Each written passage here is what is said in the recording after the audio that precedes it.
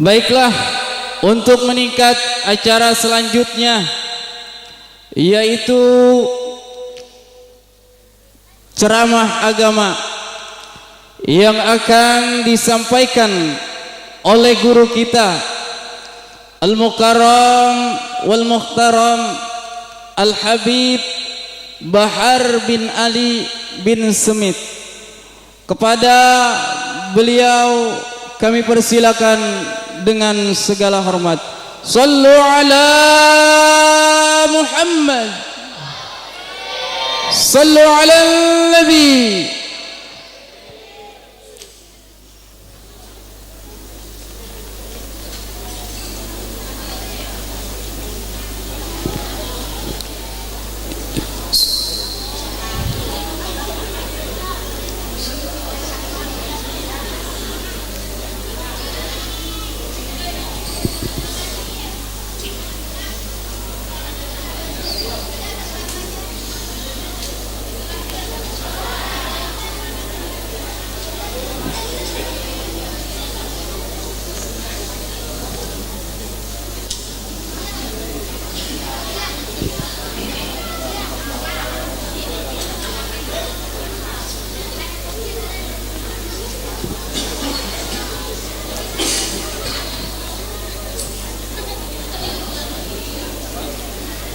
Sallu ala Muhammad.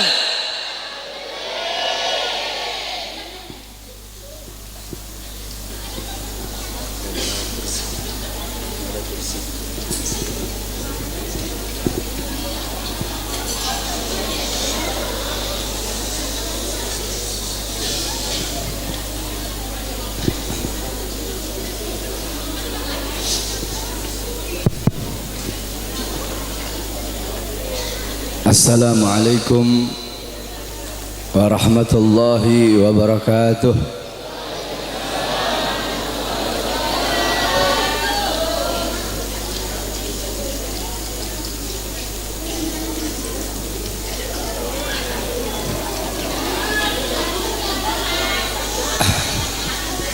Sebelum saya mulai, saya harapkan kepada jamaah khususnya ibu-ibu, tolong jangan ada yang ribut. Bismillahirrahmanirrahim. Alhamdulillahi dzil jalali wa syari'il harami wal halali. Allahumma salli ala nuril anwar wa sirril asrar wa tiryakil aghyar wa miftah babil yasar sayyidina wa maulana Muhammadinil mukhtar wa alihil athhar wa ashabihil akhyar adada ni'amillahi wa ifdalih, amma ba'd. Yang saya cintai, yang saya muliakan, para alim ulama, para kiai, para asatid, para tokoh masyarakat, wabil khusus ketua DKM masjid, imam masjid, pengajar-pengajar di masjid, ketua panitia peringatan Maulid Nabi besar Muhammad beserta seluruh panitia, para tokoh masyarakat, para aparat pemerintah beserta seluruh hadirin dan hadirat, bapak-bapak, ibu-ibu, pemuda-pemudi umat baginda Nabi besar Muhammad sallallahu alaihi wasallam. Alhamdulillah, segala puji dan syukur kehadirat Allah Subhanahu wa taala. Karena Allah Subhanahu wa ta'ala telah memberikan kepada kita nikmat yang sangat besar. Allah telah memberikan kepada kita keagungan yang sangat besar. Allah telah memberikan kepada kita rahmat yang sangat besar. Apa nikmat Allah yang sangat besar? Apa karunia Allah yang sangat besar? Apa rahmat Allah yang sangat besar? Nikmat, karunia, rahmat, anugerah Allah yang sangat besar bukan iman, bukan Islam, bukan takwa, tetapi baginda Nabi besar Muhammad. Karena berkat Nabi Muhammad, saya dan kalian mengenal iman, mengenal Islam, mengenal takwa, mengenal salat, mengenal syariat. Sebagaimana yang Allah katakan dalam Al-Quran, Qul bifadlillah wa birahmatih fabidzalika falyafrahu. Katakanlah, dengan karunia Allah dan dengan rahmat Allah, maka dengan karunia dan rahmat tersebut falyafrahu, bergembiralah kalian. Dalam kitab tafsir Ma'alimut Tanzil Al-Imam Baghawi, dan dalam kitab tafsir Jami'ul Bayan Al-Imam Ibnu Jarir At-Tabari, begitu juga dalam kitab tafsir Al-Imam Ibnu Katsir, dijelaskan bahwasanya fadlullah dalam ayat tersebut adalah Al-Quran. Sedangkan Sayyidina Abbas menafsirkan fadlullah dalam ayat tersebut adalah ilmu. Maka dengan adanya karunia Allah yaitu Al-Quran dan ilmu, dan dengan adanya rahmat Allah, siapa rahmat Allah? Baginda Nabi besar Muhammad. Maka dengan adanya karunia dan rahmat tersebut falyafrahu, bergembiralah kalian semua, senanglah kalian semua dengan adanya anugerah dan rahmat Allah. Duduknya kita di sini sebagai bukti kegembiraan kita dengan adanya baginda Nabi besar Muhammad sallallahu alaihi wasallam. Beliau nikmat yang begitu besar, beliau rahmat Allah yang sangat besar untuk kita semua, dan Allah jadikan kita sebagai umatnya beliau.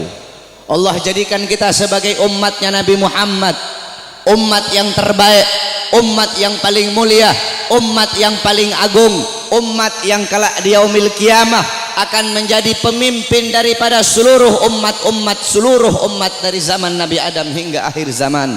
Umat yang dimana akan berdiri di posisi paling depan membawa benderanya baginda Nabi besar Muhammad. Umat yang sangat dibangga-banggakan oleh Nabi Muhammad. Umat yang dimana para nabi-nabi dan rasul terdahulu mereka iri kepada kita sebagai umat Nabi Muhammad. Dalam kitab Nashihul Ibad Al-Imam Ibnu Hajar Al-Asqalani dijelaskan bahwasanya Nabi Allah Adam alaihi salam, beliau berkata, aku iri kepada umat Muhammad.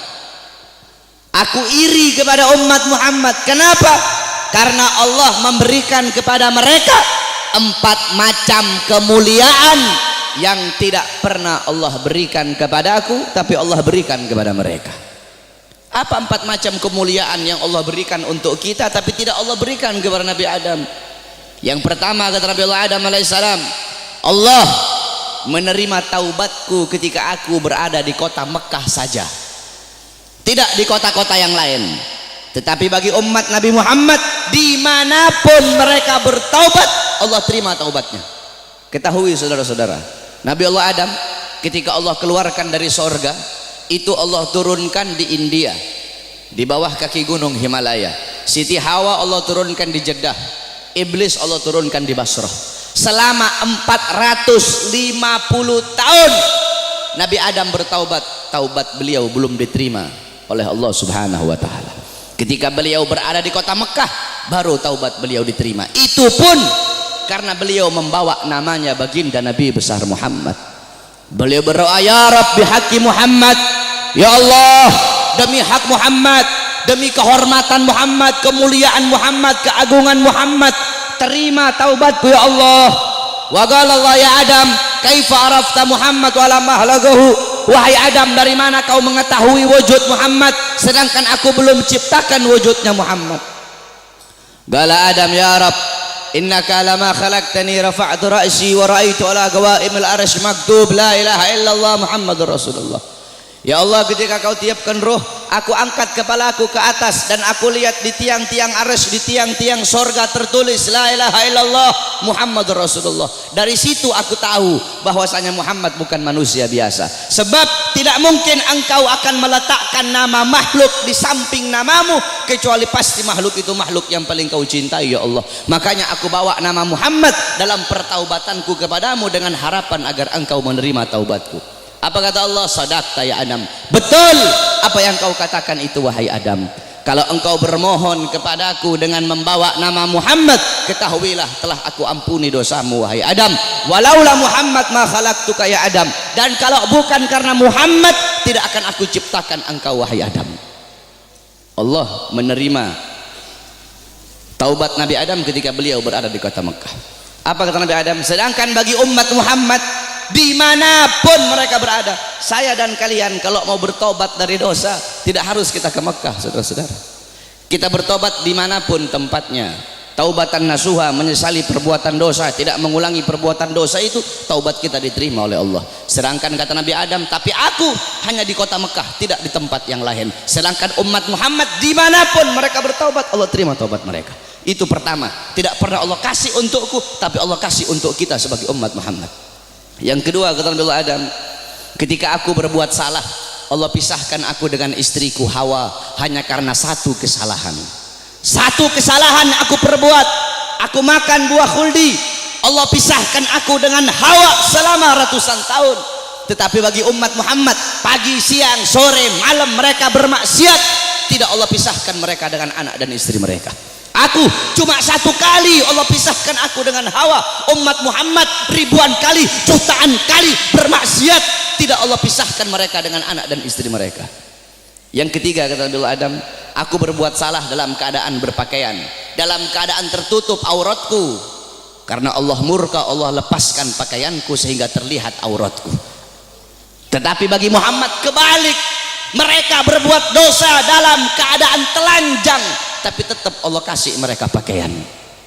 Aku berbuat salah dalam keadaan berpakaian, Allah lepaskan. Umat Muhammad mereka berbuat dosa dalam keadaan melepaskan pakaian, tapi tetap Allah kasih mereka pakaian.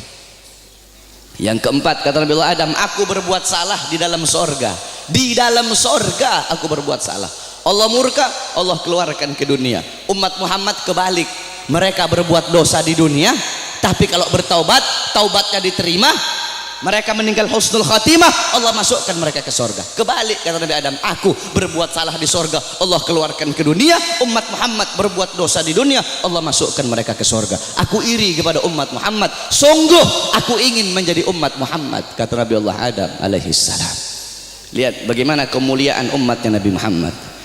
Nabi Musa alaihissalam ketika beliau naik ke Tur Sina, naik ke Bukit Sina, beliau berdoa, ya Allah, aku ingin melihat cahayamu, aku ingin melihat zatmu, aku ingin melihat wajahmu, ya Allah. Apa kata Allah? Wahai Musa, kau tidak akan sanggup, kau tidak akan kuat untuk melihat cahayaku, wahai Musa. Ketahuilah, antara diriku dengan hamba-hambaku ditutupi dengan 70.000 hijab, 70.000 penghalang yang menutupi antara diriku dengan hamba-hambaku. Al-Imam Ghazali menjelaskan, penghalang Allah itu Allah ciptakan dari cahaya, dari air, dan dari kegelapan. Di dalam penghalang Allah ada suara gemuruh air, ada suara air yang sedang mengalir. Itu dalam penghalang Allah. Andaikan saya dan kalian manusia biasa, Allah perdengarkan telinga kita ini untuk bisa mendengar suara air yang ada dalam penghalang Allah, saking ketakutan hati kita ini akan copot dari badan, hati kita ini keluar sendiri dari badan, saking dahsyat penghalangnya Allah. Andaikan Allah buka satu penghalang, Allah perlihatkan kepada gunung, gunung akan hancur tenggelam, tidak akan muncul sampai datangnya hari kiamat. Apa kata Allah? Wahai Musa, 70.000 penghalang ini tidak akan aku buka untuk siapapun kecuali untuk Muhammad dan untuk umat Muhammad. Apa kata Nabi Allah Musa alaihissalam? Ya Allah, kalau begitu jadikanlah aku bagian daripada umat Muhammad. Nabi Musa ingin menjadi umat Nabi Muhammad. Bahkan diriwayatkan bahwasanya Sayyidina Syekh Abil Hasan Asyadili, pengarang Hizbul Bahar, Hizbun Nasr, pengarang kitab Mafakhirul Aliyah, beliau pernah bermimpi, saudara-saudara. Ketika beliau bermimpi, dalam mimpinya beliau melihat ada Nabi Muhammad dan ada Nabi Musa sedang ngobrol. Nabi Musa bilang sama Rasulullah, wahai Muhammad, aku dengar engkau pernah berkata dalam sabdamu bahwasanya ulama ummati kal anbiya Bani Israel. Ulama dari golongan umatku itu bagaikan golongan nabi-nabi dari kalangan Bani Israel. Apakah betul wahai Muhammad? Apa kata Rasulullah? Ini dalam mimpinya Syekh Abil Hasan Asyadili. Apa kata Rasulullah? Iya betul, ulama umatku itu kepintarannya kepintarannya itu sama seperti kepintaran nabi-nabi dari kalangan Bani Israel. Kata Nabi Musa, coba seperti apa sih ulama umatmu itu, aku pengen lihat coba. Nabi Muhammad memanggil Al-Imam Ghazali di dalam mimpinya Syekh Abil Hasan Asyadili. Imam Ghazali dipanggil oleh Nabi Muhammad. Nabi Muhammad bilang, ini salah satu daripada ulama umatku yang aku banggakan. Akhirnya kata Nabi Musa, siapa namamu? Kata Imam Ghazali apa? Ana Muhammad bin Muhammad bin Muhammad. Kata Nabi Musa, stop. Wahai Rasulullah, ini kamu bilang pinter. Saya nanya siapa namanya. Dia jawab Muhammad bin Muhammad bin Muhammad. Kalau dia pinter cukup dia jawab Muhammad. Stop. Sudah. Nggak usah dia bilang Muhammad bin Muhammad. Saya nggak nanya nama bapaknya, saya nggak nanya nama kakeknya. Kalau dia pinter cukup dia jawab Muhammad. Udah, stop. Atau Muhammad Al-Ghazali dalam kitab Tabaqat Syafi'iyah, Al-Imam Ghazali. Ghazali itu adalah nisbat nama tempat kelahiran beliau. Tetapi ada juga ulama yang mengatakan Ghazali itu nisbat kepada pekerjaan keluarga beliau, yaitu tukang tenun, tukang sol. Nah, kata Nabi Musa, kalau kamu pinter cukup kamu jawab Muhammad. Nggak usah kamu bilang Muhammad bin Muhammad bin Muhammad, kepanjangan. Apa kata Nabi Musa? Apa kata Imam Ghazali? Ya Rasulullah, izinkan aku untuk menjawab ya Rasulullah. Diizinkan oleh Rasul, dijawab oleh Imam Ghazali. Wahai Musa kalimullah. Dulu Allah pernah nanya, wahai Musa, apa yang ada di tanganmu? Engkau bilang, ya Allah ini tongkat. Tongkat ini untuk menyandar, untuk bersandar. Tongkat ini untuk memukul. Harusnya kalau kau pinter cukup kau jawab ini tongkat. Nggak usah kau jawab tongkat ini untuk ini, untuk ini, untuk ini. Karena Allah nanya apa yang ada di tanganmu. Allah tidak tanya untuk apa itu. Apa kata Nabi Musa? Karena aku ingin bercakap-cakap lama dengan Allah. Aku ingin punya waktu yang panjang dengan Allah untuk mengambil berkah. Apa kata Imam Ghazali? Begitupun aku jawab dengan jawaban yang panjang untuk bercakap-cakap lama denganmu agar mendapatkan keberkahan darimu yang pernah berbicara dengan Allah. Baru diakui oleh Nabi Musa kepintaran ulama daripada umatnya Nabi Muhammad sallallahu alaihi wasallam. Coba kau lihat dalam kitab Khasaisul Ummatul Muhammadiyah, dalam kitab keutamaan kekhususan yang Allah kasih kepada umat Nabi Muhammad, umat terdahulu, saudara-saudara, kalau mereka berbuat dosa, Allah tidak segampang akan mengampuni dosa mereka. Bani Israel kalau mereka berbuat dosa, mereka harus cari jurang yang tinggi, loncat ke bawah sampai mati, baru diterima taubatnya oleh Allah. Kita tidak, Allah kasih kemudahan. Umat terdahulu kalau anggota tubuh mereka ada yang terkena najis, harus dihilangkan dengan kulit-kulitnya. Kita tidak, terkena najis cukup hilangkan najis itu. Kalau menggoladoh najisnya berat, pakai air dicampur dengan tanah. Allah kasih kita kemudahan, Allah kasih kita keutamaan. Kenapa? Karena kita adalah umat Nabi Muhammad. Kuntum khairu ummatin ukhrijat linnas. Kamu sekalian umat yang paling bagus, umat yang paling baik, umat yang paling utama, umat yang paling mulia yang Allah keluarkan untuk segenap manusia. Kenapa kau jadi umat yang terbaik? Kenapa kau jadi umat yang termulia? Bukan karena salatmu, ibadahmu, amalmu, ilmumu, bukan. Tapi karena kau, saya adalah umatnya Nabi Muhammad. Kita menjadi mulia karena kemuliaan Nabi Muhammad. Makkah menjadi kota yang mulia karena Makkah kota kelahiran Nabi Muhammad. Madinah menjadi kota yang mulia karena Madinah kota hijrah dan kota wafatnya Nabi Muhammad. Hajar Aswad menjadi batu yang mulia karena Hajar Aswad pernah dicium oleh bibirnya Nabi Muhammad. Buraq menjadi kendaraan yang mulia karena Buraq pernah ditunggangi oleh Nabi Muhammad. Bahkan ada salah satu ulama yang mempertanyakan, siapa yang lebih mulia, sendalnya Nabi atau malaikat Jibril alaihi salam? Jibril alaihissalam tidak pernah berjumpa langsung dengan Allah, tetapi Nabi Muhammad bahkan sendalnya telah berjumpa dengan Allah. Dalam kitab Al-Anwar Al-Bahiyah dijelaskan sendalnya Nabi berjumpa dengan Allah. Kenapa sandal itu menjadi mulia? Sandal itu menjadi mulia karena dipakai oleh kaki yang mulia, kakinya baginda Nabi besar Muhammad. Pernah seseorang bertanya kepada salah satu ulama, siapa yang lebih mulia, Ka'bah ataukah makbarahnya Nabi? Ka'bah atau kuburnya Nabi yang lebih mulia? Apa jawab ulama itu? Kalau kita lihat dari kuburnya, maka Ka'bah lebih mulia. Tetapi kalau dilihat dari sesuatu yang bersemayam dalam kubur itu, maka sesuatu yang bersemayam dalam kubur itu lebih mulia ribuan jutaan kali daripada Ka'bah. Siapa? Nabi Muhammad sallallahu alaihi wasallam. Kita menjadi mulia karena Nabi Muhammad. Ma madahtu Muhammadan bi qasidati walakin mudiha qasidati bi Muhammadin. Tidaklah aku memuji Nabi dengan syairku, aku tidak memuliakan Nabi dengan syairku, aku tidak mengagungkan Nabi dengan syairku, tetapi syairku yang menjadi mulia karena telah memuliakan Nabi Muhammad. Syairku yang menjadi agung karena telah mengagungkan Nabi Muhammad. Syairku yang menjadi terpuji karena telah memuji Nabi Muhammad. Kalian nih, kalian semua yang duduk di sini merayakan Maulid Nabi. Nabi Muhammad tidak butuh, tapi kita yang butuh untuk merayakan Maulid Nabi Muhammad. Kamu duduk di sini memuliakan Nabi, mengagungkan Nabi. Nabi tidak butuh, tapi kamu yang butuh untuk memuliakan dan mengagungkan Nabi Muhammad. Kamu duduk di sini bersolawat kepada Nabi, memuji Nabi, mengagungkan Nabi. Itu tidak akan menambahkan kemuliaan Nabi. Kalau dengan kamu bersolawat menambahkan kemuliaan Nabi, berarti Nabi butuh dengan solawatmu. Nabi tidak butuh, tapi kamu dan saya yang butuh dengan bersolawat kepada Nabi. Kita memuliakan Nabi tidak akan menambahkan kemuliaan Nabi, tapi itu menambahkan kemuliaan kita. Kita tidak bersolawat, tidak mengagungkan beliau, itu juga tidak akan mengurangi kemuliaan beliau. Karena beliau kemuliaannya lautan jadi tinta, pohon jadi pena, digunakan untuk melukis kemuliaan Nabi. Lautan jadi tinta, pohon jadi pena, tidak akan sanggup untuk melukis tentang kemuliaan Nabi Muhammad. Maka saya dan kalian menjadi mulia karena kemuliaan Nabi Muhammad sallallahu alaihi wasallam. Nabi Allah Adam, saudara-saudara, Allah memerintahkan kepada seluruh penghuni langit untuk bersujud kepada Adam.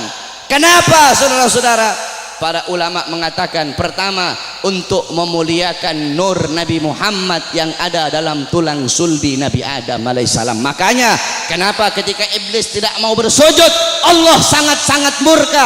Allah tidak memandang Nabi Adamnya, tetapi yang Allah pandang nur Nabi Muhammad yang ada dalam tulang sulbi Nabi Allah Adam alaihissalam. Saudara-saudara, para ulama-ulama salaf kita itu kalau dengar azan, mereka pasti meletakkan kedua jempolnya ini di langit-langit. Mereka letakkan di langit-langit, kemudian mereka usap di kelopak mata mereka sambil berkata, marhaban bihabibi wa qurrati aini. Kenapa, saudara-saudara? Dulu Nabi Adam alaihissalam itu selalu dibuntuti oleh malaikat. Kemanapun Nabi Adam pergi diikuti oleh malaikat. Nabi Adam bertanya, ya Allah, kenapa setiap aku pergi kok di belakangku selalu ada malaikat? Apa kata Allah? Karena mereka tertarik dengan nur yang ada dalam tulang sulbimu. Apa nur yang ada dalam tulang sulbimu? Nur itu adalah nur daripada nanti salah satu cucumu. Kemudian apa kata Nabi Adam? Ya Allah, kalau begitu tolong pindahkan nur ini ke hadapanku ya Allah. Dipindahkan nur Nabi Muhammad di hadapan Nabi Allah Adam alaihissalam. Ketika dihadapkan di hadapan Nabi Allah Adam, malaikat yang di belakang semua berdiri di depan Nabi Allah Adam alaihissalam. Nabi Adam ini penasaran seperti apa bentuknya ini nur sampai malaikat begitu tertarik. Apa kata Nabi Allah Adam? Ya Allah, kalau begitu tolong pindahkan nur ini di kedua kukuku agar aku bisa melihat seperti apa nur itu. Ditaruh nur Nabi Muhammad di kukunya Nabi Allah Adam. Ketika Nabi Allah Adam melihat keindahan nurnya Nabi Muhammad, Nabi Allah Adam berkata, marhaban bihabibi wa qurrati aini. Baru beliau usapkan. Lihat bagaimana Allah Subhanahu wa taala memuliakan Nabi Allah Adam karena dalam tulang sulbinya terdapat nur baginda Nabi besar Muhammad sallallahu alaihi wasallam. Allah menyelamatkan Nabi Allah Nuh.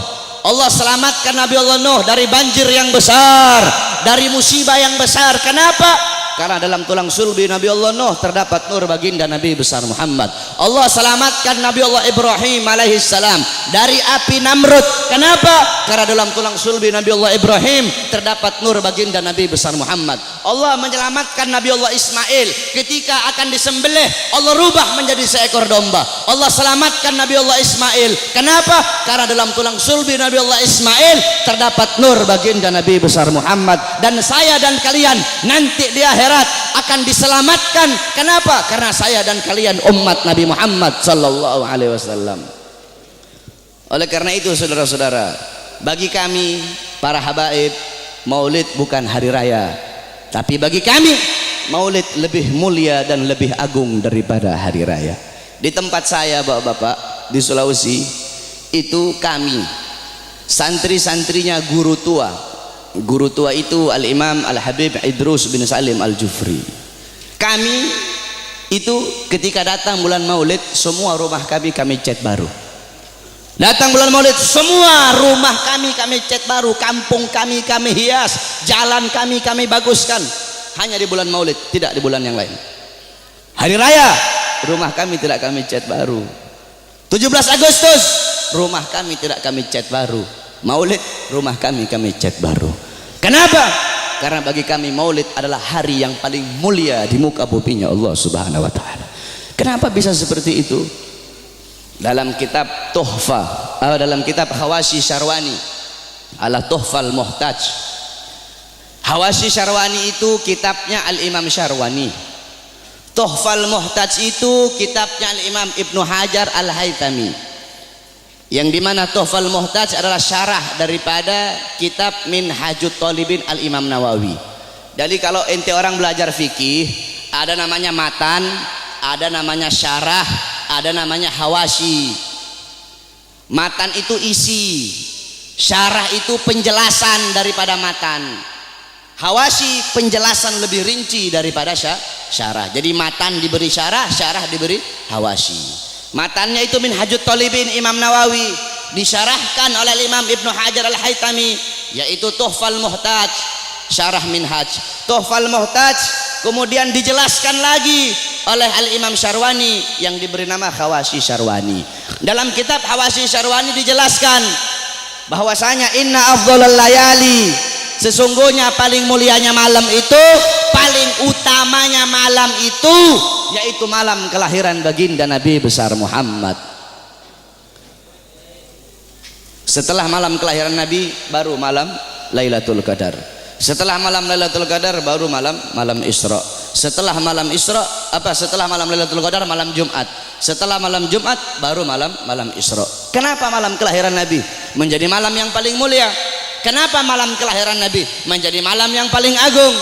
As-Sayyid Al-Habib Muhammad bin Alwi Al-Maliki, beliau mengutip perkataan daripada Al-Imam Haramain Sayyid Amin Qutbi. Beliau berkata, Sayyid Amin Qutbi berkata, ya Lailatul Itsnin, madza safahat, wahai malam Senin, apa yang telah menyapamu? Wahai malam Senin, apa yang telah menyapamu? Kau begitu mulia, kau begitu agung, engkau begitu wangi, wahai malam Senin. Berawal hari-hari yang mulia dalam Islam, semua berawal darimu. Adanya Idul Fitri, adanya Idul Adha, adanya Ramadan, adanya Rajab, adanya Fathul Makkah, adanya kemenangan perang Badar, adanya Lailatul Qadar, adanya hari Jumat, adanya malam Jumat, adanya 10 Muharram, semua berawal darimu wahai malam Senin. Kenapa? Karena pada malam Senin itu lahir baginda Nabi besar Muhammad sallallahu alaihi wasallam, sehingga malam kelahiran Nabi menjadi malam yang paling mulia di muka bumi. Kenapa? Karena kalau tidak ada kelahiran Nabi, tidak akan ada Idul Fitri, tidak akan ada Idul Adha, tidak akan ada iman, tidak akan ada Islam. Makanya sampai begitu Allah memuliakan kelahiran Nabi Muhammad, karena begitu Allah ini memuliakan kelahiran Nabi, sampai orang yang meninggal dalam keadaan kafir, akan tetapi karena dia gembira dengan kelahiran Nabi, Allah ringankan azabnya dalam neraka. Dalam kitab Tafsir Bidayah wan Nihayah, Al-Imam Ibnu Katsir, beliau meriwayatkan bahwasanya Sayyidina Abbas bin Abdul Muthalib pernah bermimpi berjumpa dengan Abu Lahab. Dalam mimpinya Sayyidina Abbas bin Abdul Muthalib bermimpi Abu Lahab sedang disiksa dalam neraka. Akan tetapi setiap hari Senin, azab dan siksanya Abu Lahab dihentikan dan Allah gantikan dengan rahmat. Dari jari-jari Abu Lahab itu bisa keluar air sehingga dia bisa minum dari air tersebut. Maka Sayyidina Abbas pun bertanya, wahai Abu Lahab, kenapa setiap hari Senin Allah angkat azab dan siksamu? Dari jari-jarimu bisa keluar air, kenapa hanya di hari Senin, tidak di hari-hari yang lain? Apa kata Abu Lahab? Iya, karena dulu ketika Muhammad lahir, aku bergembira dengan lahirnya Muhammad. Aku memiliki budak yang bernama Suwaibah. Suwaibah datang kepadaku memberi kabar tentang lahirnya Muhammad. Aku gembira sehingga aku bebaskan Suwaibah. Aku bebaskan dia dari budak. Nah, karena aku membebaskan Suwaibah, karena kegembiraanku dengan lahirnya Muhammad, karena aku gembira sesaat dengan lahirnya Muhammad, maka dari itu setiap hari Senin Allah angkat azab dan siksaku. Itu Abu Lahab. Setiap hari Senin Allah angkat azab dan siksanya hanya karena bergembira sesaat dengan lahirnya Al-Mustafa. maka bagaimana dengan saya dan kalian kalau kita bergembira seumur hidup kita dengan lahirnya baginda Nabi besar Muhammad. Oleh karena itu saudara-saudara, kita duduk di sini memuliakan kelahiran Nabi, mengagungkan kelahiran Nabi.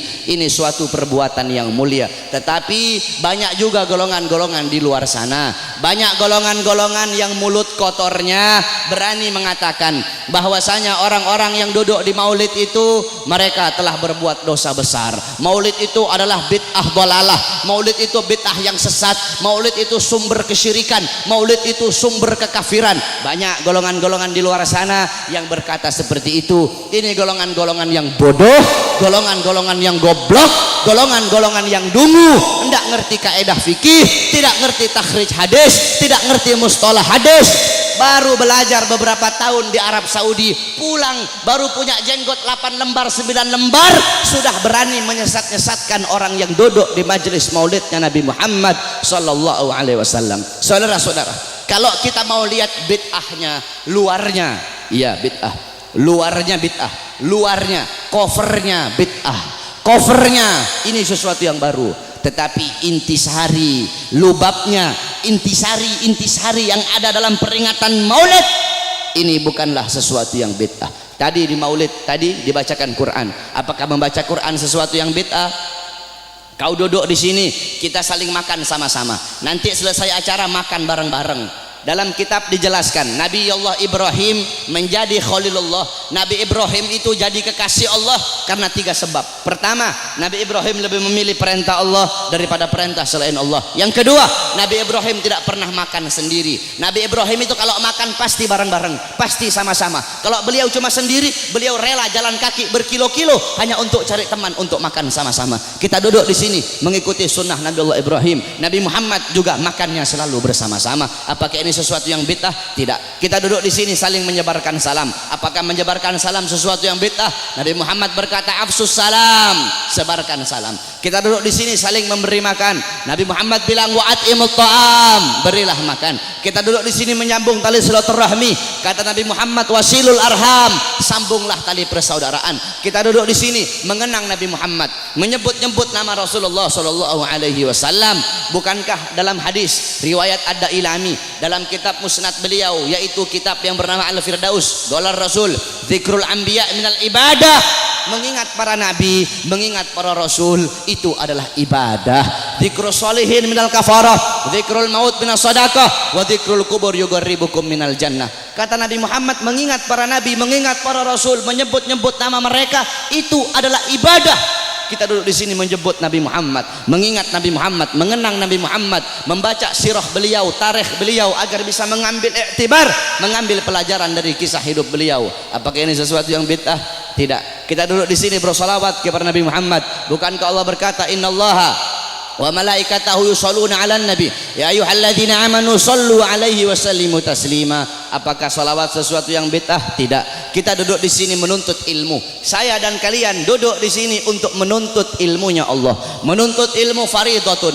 Menuntut ilmu hukumnya sangat-sangat wajib. Dalam kaedah dijelaskan amrun bi syai' amrun bi wasailihi. Perintah terhadap sesuatu, maka perintah juga terhadap sarana atau prasyarat bagi orang-orang untuk melakukan sesuatu yang diperintahkan tersebut. Kalau seumpama naik ke atas ini wajib, maka yang mendorong kita untuk naik ke atas itu pun hukumnya wajib. Naik ke atas hukumnya wajib. Yang dorong ente naik ke atas apa?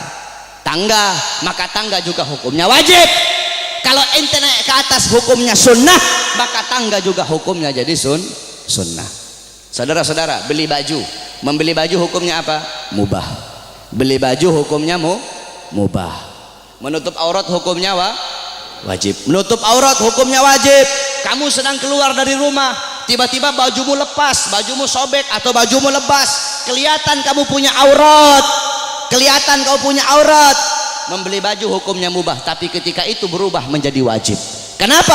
Karena baju salah satunya yang menjadi syarat bagimu untuk bisa tutup kau punya aurat, sedangkan nutup aurat hukumnya wajib. Bersiwak hukumnya apa? Sunnah. Bikin kantong baju hukumnya apa?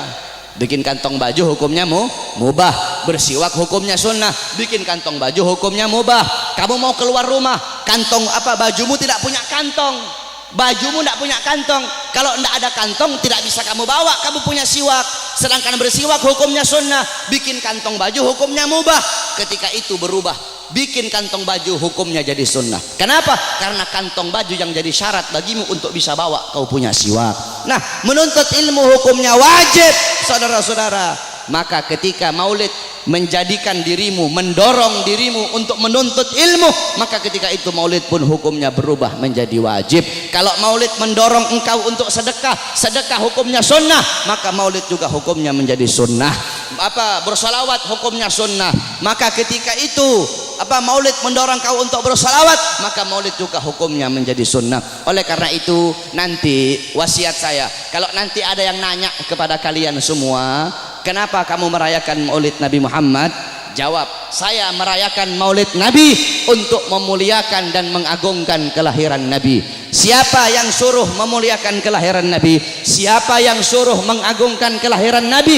Yang suruh adalah Allah. Ayat tadi itu, qul bi fadlillah wa bi rahmati fabidzalika falyafrahu. Katakanlah dengan anugerah dan rahmat Allah, dengan rahmat itu fayafrahu, gembira kalian, senanglah kalian dengan adanya karunia dan rahmat Allah Subhanahu wa taala. Saudara-saudara, ada beberapa ibadah yang sengaja dikaitkan dengan sejarah. Contohnya haji. Haji itu ibadah wajib, sengaja dikaitkan dengan sejarah Nabi Allah Ibrahim, mulai dari wukuf, tawaf, sa'i, melempar jumrah, sehingga ibadah haji menjadi ibadah wajib. Berpuasa pada tanggal 10 Muharram. Berpuasa pada tanggal 10 Muharram itu sengaja dikaitkan dengan sejarah Nabi Musa alaihi salam. Ketika Rasulullah nanya sama Yahudi Madinah, kenapa kalian berpuasa pada tanggal 10 Muharram? Kata Yahudi Madinah, karena kami bersyukur atas selamatnya Nabi Musa dari kejaran tentara Fir'aun. Apa kata Rasulullah? Nahnu ahaqqu bi Musa minkum. Kami lebih berhak atas Musa daripada kalian. Rasul pun memerintahkan para sahabat untuk berpuasa pada tanggal 10 Muharram, sehingga berpuasa pada 10 Muharram menjadi ibadah sunnah. Saudara-saudara, para ulama mengatakan, jikalau perhatikan kata-kata ini, jikalau berpuasa pada tanggal 10 Muharram menjadi ibadah sunnah karena bersyukur atas selamatnya Nabi Musa, maka bagaimana dengan terselamatkan seluruh alam semesta ini berkat adanya Nabi Muhammad? Selamat Nabi Musa, kalian bersyukur dengan berpuasa di tanggal 10 Muharram. Maka bagaimana dengan terselamatkan seluruh alam semesta berkat Nabi Muhammad sallallahu alaihi wasallam. Saudara-saudara, kita ini udah telat. Saya dan kalian udah telat, saudara-saudara. Yang pertama kali memuliakan kelahiran Nabi, yang pertama kali mengagungkan kelahiran Nabi adalah Allah Subhanahu wa taala. Tetapi Allah punya cara lain. Cara Allah tidak sama dengan cara kita. Cara kita memuliakan hari kelahiran Nabi, duduk di sini, undang para ulama, para habaib, para kiai, minta nasihat dari beliau-beliau, bersolawat, baca maulid. Itu cara kita. Tapi Allah punya cara sendiri. Bagaimana cara Allah memuliakan kelahiran Nabi? Yang pertama kali memuliakan kelahiran Nabi itu Allah, bukan manusia, bukan malaikat, Allah Subhanahu wa taala. Bagaimana caranya Allah memuliakan kelahiran Nabi? Dalam kitab Qisasul Anbiya dijelaskan. Kita semua tahu Nabi Muhammad lahir pada hari Senin pada tanggal 12 Rabiul Awal pada tahun gajah, amal fil. Wa summiya ama wiladati amal fil.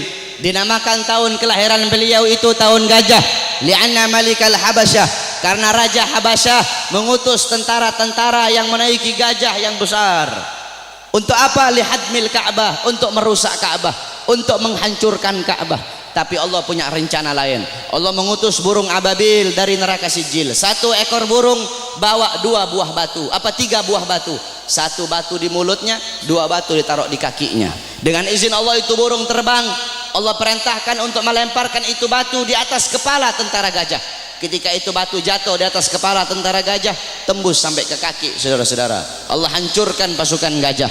Kenapa Allah hancurkan pasukan gajah? Ikraman, untuk memuliakan dan mengagungkan kelahiran baginda Nabi besar Muhammad sallallahu alaihi wasallam. Padahal bagi Allah tidak mustahil kalau Allah mau hancurkan pasukan gajah sebelum mereka nyerang, bisa Allah hancurkan. Tapi kenapa Allah hancurkan ketika mereka menyerang Ka'bah? Untuk memuliakan kelahiran dan keagungan, untuk mengagungkan kelahiran baginda Nabi besar Muhammad. Siapa Siapa saudara-saudara yang merobohkan istana Romawi? Ketika Nabi Muhammad lahir, istana Romawi roboh. Siapa yang robohkan? Allah. Kenapa Allah robohkan istana Romawi di hari lahirnya Nabi? Padahal tidak mustahil kalau Allah mau robohkan sebelum Nabi Muhammad lahir, bisa. Bisa bagi Allah. Allah merobohkan sebelum Nabi Muhammad lahir, bisa. Tapi kenapa Allah robohkan di hari lahirnya Nabi?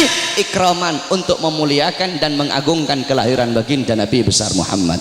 Siapa yang memadamkan api Majusi, api yang selama ribuan tahun tidak pernah padam? Nabi Muhammad lahir, api Majusi menjadi padam. Siapa yang memadamkan? Allah. Kenapa Allah padamkan api Majusi di hari lahirnya Nabi? Kok tidak di hari-hari sebelumnya?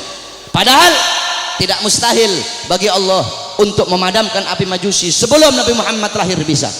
Tapi kenapa di lahirnya hari Nabi Muhammad?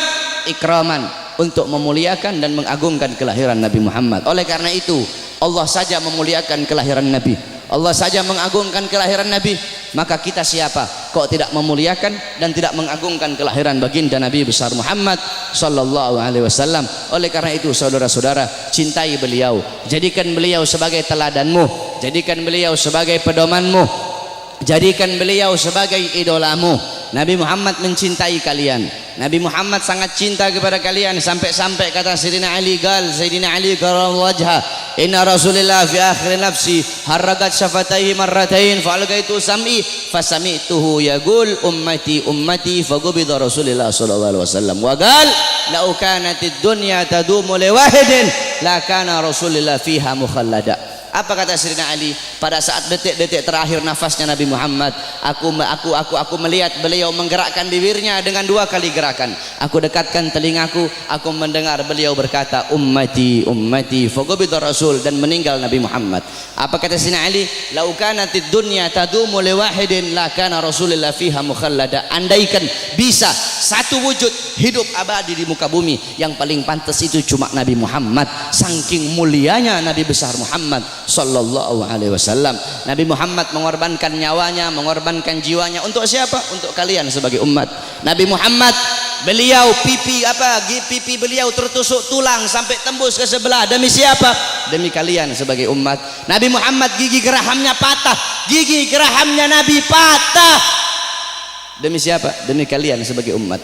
Sampai-sampai Uwais Al-Qarni yang berada di Yaman, Uwais Al-Qarni tidak pernah berjumpa dengan Nabi, tapi ketika Uwais Al-Qarni mendengar Nabi Muhammad gigi gerahamnya patah, Uwais Al-Qarni ambil benda tumpul, dia pukulkan di pipinya agar gigi-gigi gerahamnya patah. Kenapa? Dia ingin merasakan apa yang dirasakan oleh Nabi Muhammad SAW.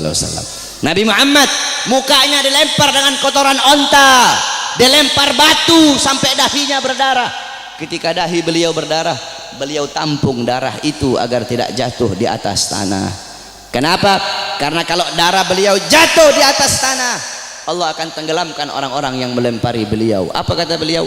Mereka adalah umatku, mereka belum diberi hidayah oleh Allah subhanahu wa ta'ala. Nabi Muhammad berjuang untuk siapa? Untuk kalian semua sebagai umat. Agar apa? Agar apa?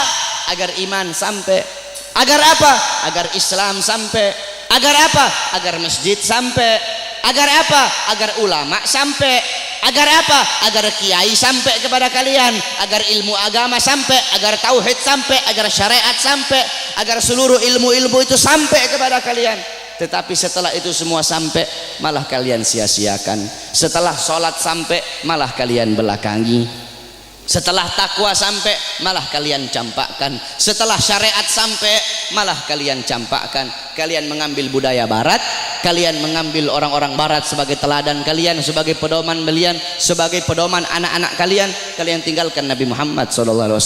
Mulutmu mengaku umat Nabi, saya umat Nabi, saya umat Islam, tapi kau tidak sholat. Saya umat Nabi, tapi masjidmu sepi. Saya umat Nabi, tapi kedua matamu memandang hal-hal yang haram. Saya umat Nabi, tapi kamu kencingnya berdiri. Saudara-saudara, Masjid Istiqlal loh, tahu Masjid Istiqlal? Itu bodoh DKM-nya itu. Kenapa bodoh? Karena mereka bikin tempat kencing berdiri, saudara-saudara. Masjid itu bikin tempat kencing duduk. Masjid bikin tempat kencing berdiri, udah kayak bandara aja ente. Dorong orang-orang untuk bikin sunnah, dorong orang-orang untuk melakukan sunnah. ente ketua masjid, orang-orang yang ada di masjid bikin tempat kencingnya duduk. Adapun orang yang masuk ke dalam itu kencingnya berdiri atau duduk, urusan mereka. Yang penting kamu telah dorong mereka untuk mengikuti sunnah. Sufyan Ats-Tsauri, tahu Sufyan Ats-Tsauri? Ats-Tsaur itu banteng. Kenapa Sufyan Ats-Tsauri dipanggil banteng? Karena dia masuk ke masjid itu mendahulukan kaki kiri, sehingga terdengar suara ya Tsaur qaddimul yumna. Hei banteng, dahulukan kaki kananmu. Ditegur saudara-saudara. Engkau mengaku apa? Engkau mengaku umat Nabi, tapi kedua tanganmu tidak pernah memberi makan golongan-golongan yang dicintai oleh Nabi. Siapa golongan yang dicintai oleh Nabi?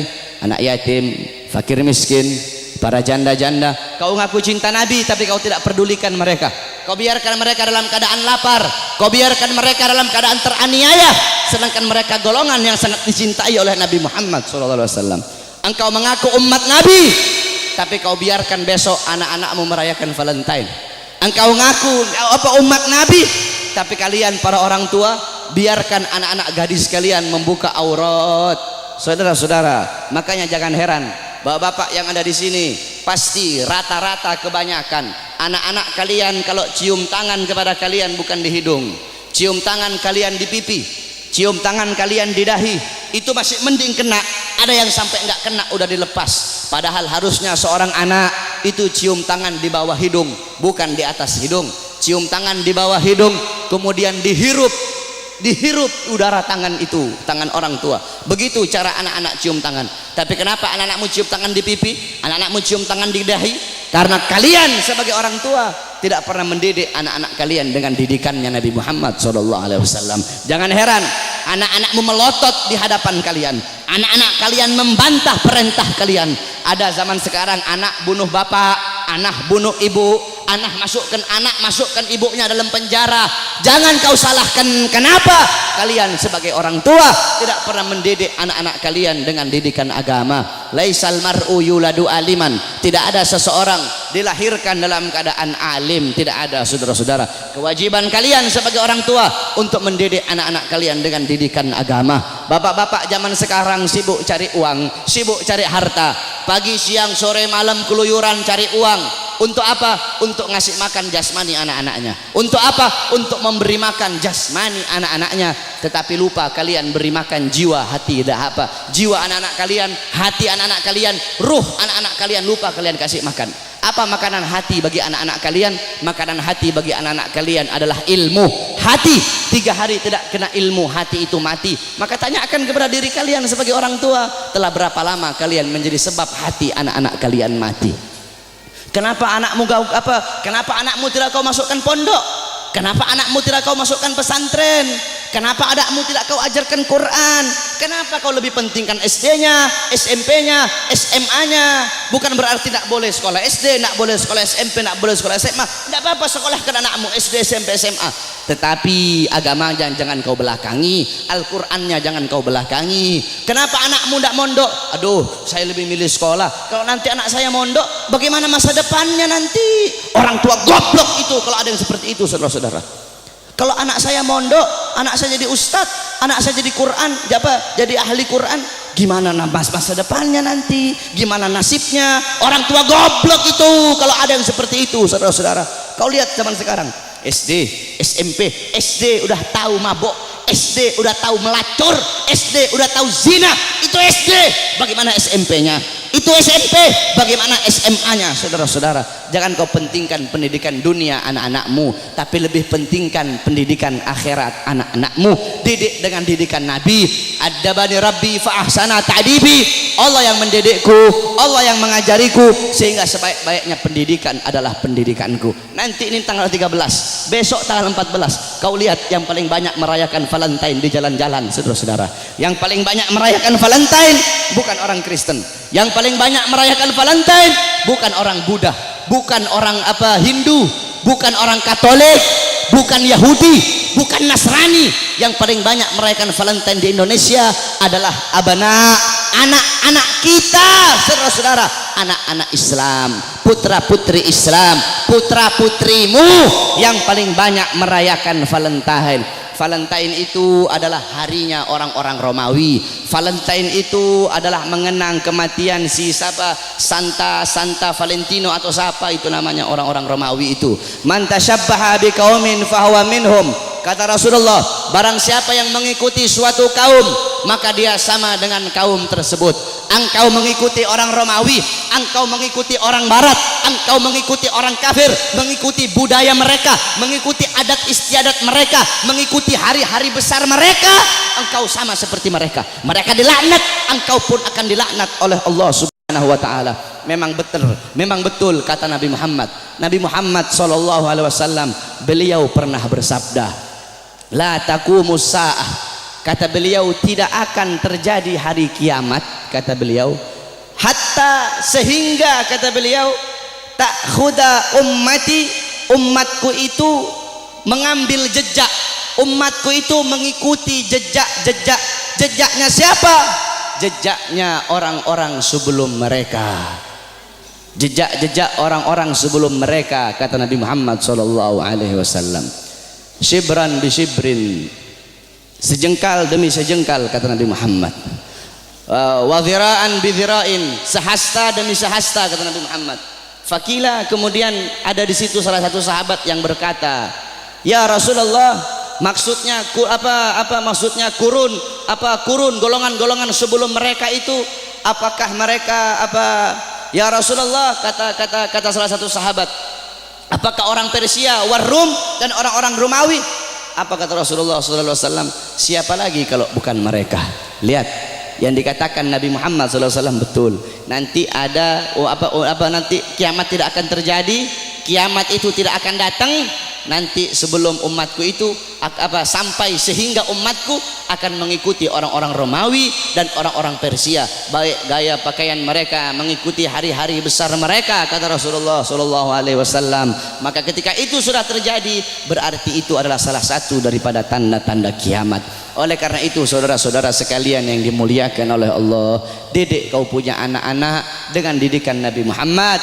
Begitu juga ibu-ibu zaman sekarang ini, mereka tahu di mana letak kursi mereka, di mana letak dapur mereka, di mana letak tempat make up mereka, tapi mereka tidak tahu di mana letak anak-anak perempuan mereka.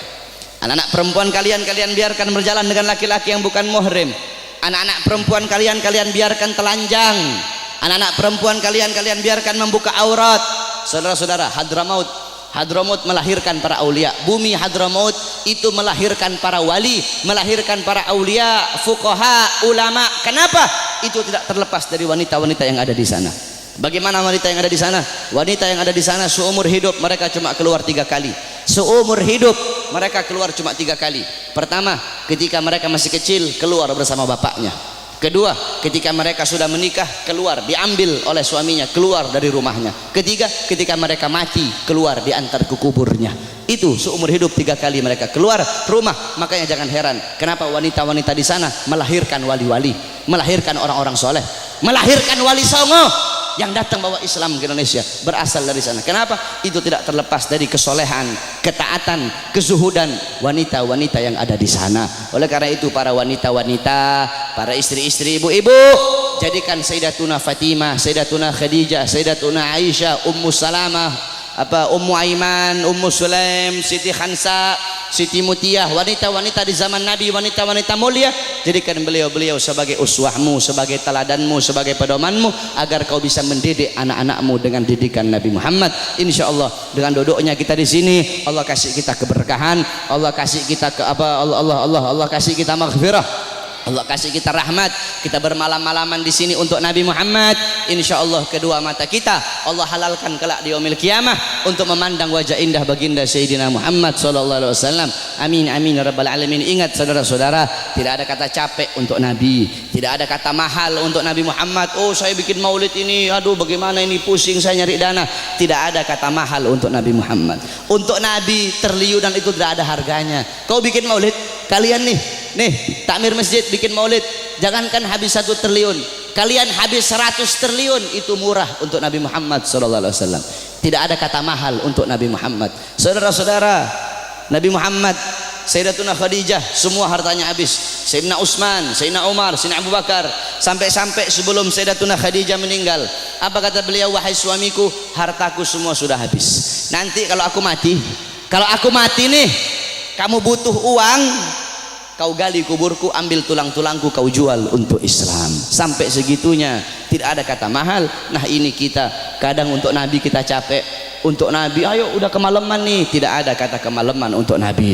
Aduh mau ngaji, aduh hujan nih, tidak ada kata hujan untuk Nabi Muhammad. Aduh mau pergi maulid jauh, tidak ada kata jauh untuk Nabi Muhammad. Nanti yang jadi banci ente, untuk Nabi capek, untuk Nabi jauh, tidak ada kata jauh untuk Nabi Muhammad. Pakai gaya-gaya, pakai baju my trip, my adventure, tetapi hadir-hadir di maulid tidak mau, sholat ke masjid tidak mau. Banci itu, bukan laki-laki itu, saudara-saudara. Oleh karena itu sekali lagi, para anak-anak muda, jadilah kalian anak-anak muda yang baik, jadi kalian anak-anak muda yang bagus. Jangan kau ikut orang-orang Yahudi, jangan kau ikut orang-orang Nasrani. Mereka tidak bakal bikin kau baik, mereka tidak bakal bikin kau bagus, mereka bakal bikin kau buruk, mereka bakal bikin kau terjerumus ke dalam kezaliman, terjerumus ke dalam maksiat, mungkarat, dolalat, sayyiat. Karena apa, saudara-saudara?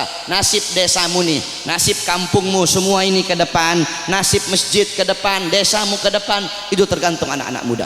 Kalau anak-anak mudamu baik, ke depan kampungmu jadi kampung yang baik. Tapi kalau anak-anak mudamu rusak, anak-anak mudamu bangsat, ke depan kampungmu akan jadi kampung yang bangsat.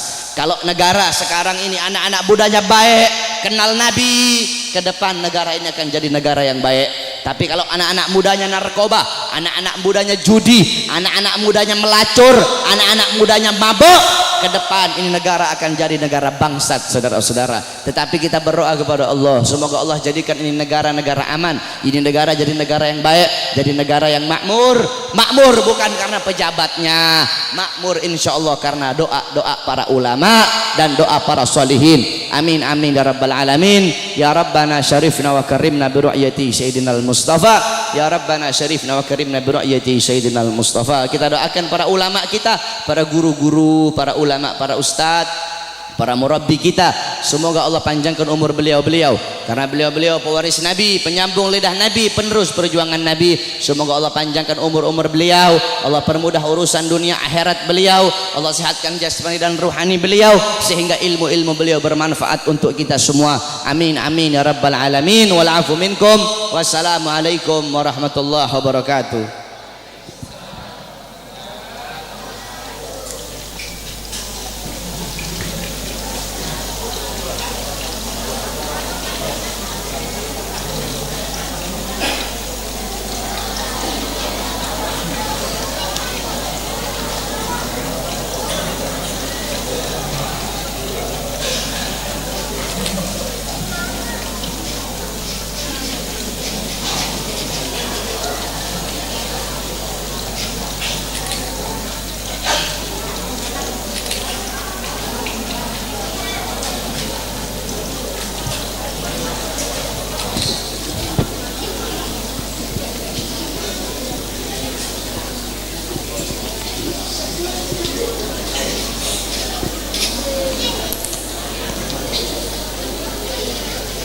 Iya, terima kasih kami ucapkan kepada guru kita Al-Habib Bahar bin Ali bin Semit.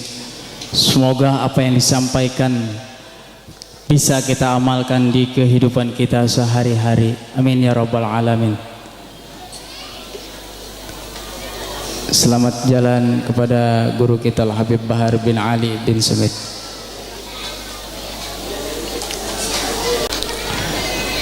Iya, baiklah. Untuk meningkat acara yang selanjutnya, yaitu penutup atau doa yang insyaallah akan dipimpin oleh guru kita Al-Mukarram Al-Ustadz Mulia Jaya Muhammad, dan doa keduanya nanti Al-Mukarram Al-Ustadz Haji Abu Bashar, sarjana agama.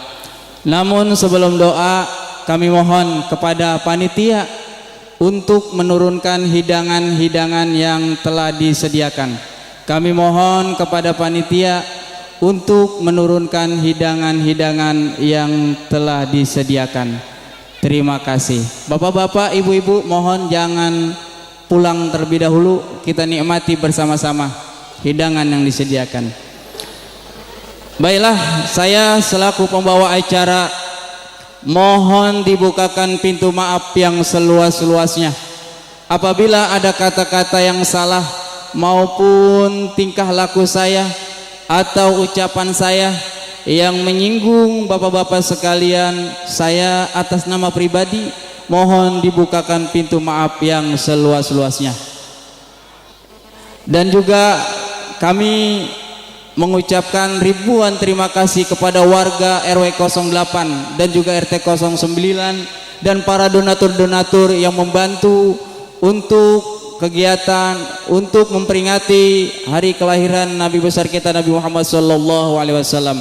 Semoga Allah balas dengan rizki yang berlipat-lipat ganda. Amin ya rabbal alamin. Baiklah, untuk acara selanjutnya yaitu penutup atau doa yang akan dipimpin oleh guru kita Al-Mukarram Al-Ustadz Mulia Jaya Muhammad. Dari saya, wassalamualaikum warahmatullahi wabarakatuh. Astaghfirullahaladzim, astaghfirullahaladzim, astaghfirullahaladzim. Falakal hamdu ya Allah, ya maulana, ya ma'bud. Bismillahirrahmanirrahim. Alhamdulillahi rabbil alamin. Hamdan syakirin, hamdan na'imin, hamdan yuwafi ni'amahu wa yukafi'u mazidah. Ya Rabbana lakal hamdu wa lakal mulku wa lakal syukru kama yanbaghi li jalalikal karim wa 'azimi sultanik.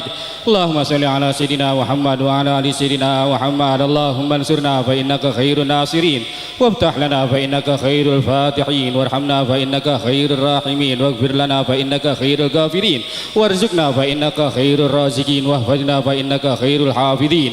Allahumma hdina wa najjina minal qawmil zalimin. Allahumma barik lana fi asma'ina wa absarina wa qulubina wa arwahina wa dhurriyyatina wa tub alaina innaka antat tawwabur rahim waj'alna syakirin tika musannina biha kabilina la hadimha alaina. Allahumma anfa'na bima 'allamtana wa 'allimna ma yanfa'una waj'alna nafi'a rizqan halalan tayyiban mubarakah fid din wa dunya wal akhirah. Rabbana hab lana min azwajina wa dhurriyyatina qurrata a'yun waj'alna lil muttaqina imama. Rabbana hab lana minas solihin, Rabbana hab lana minas solihin, Rabbana hab lana minas solihin. Rabbana atina fid dunya hasanah wa fil akhirati hasanah wa qina adzaban nar. Sallallahu sayyidina Muhammadin wa ala alihi wa sahbihi ajma'in. Subhana rabbika rabbil izzati amma yasifun, salamun alal mursalin walhamdulillahi rabbil alamin. Sirril Fatihah. A'udzu billahi minasyaitonir rajim. Bismillahirrahmanirrahim. Alhamdulillahi rabbil alamin arrahmanir rahim maliki yaumiddin. Iyyaka na'budu wa iyyaka nasta'in. Ihdinas siratal mustaqim. Siratal ladzina an'amta 'alaihim ghairil maghdubi 'alaihim waladdallin. Amin. Wa'fu ya karim ya Allah arhamna, wa'fu ya karim ya Allah arhamna, wa'fu ya karim ya Allah arhamna. Allah bihaqqil Fatihah, syirril Fatihah, wa bil mujadil Fatihah. Ya farizal ham, ya kashifal gham, ya man li 'abdihi yaghfir wa yarham, wa ya dafi'al bala ya Allah, wa ya dafi'al bala ya Rahman, wa ya dafi'al bala ya Rahim, wa ya dafi'al bala ya Arhamar Rahimin. Dawahum biha subhanallahumma wa tahiyyatuhum biha salam wa akhiru da'wana alhamdulillahi rabbil alamin. Assalamualaikum warahmatullahi wabarakatuh. Salatun minallah wa alfa salam ala al-Mustafa Ahmad Syarifil Maqam.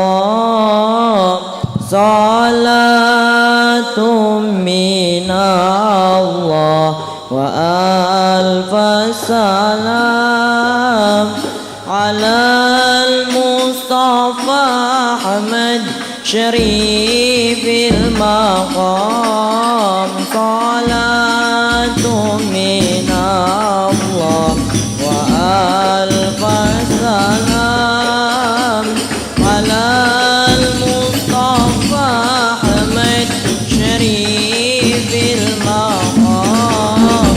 Salatun minallah wa alfa salam ala al-Mustafa Ahmad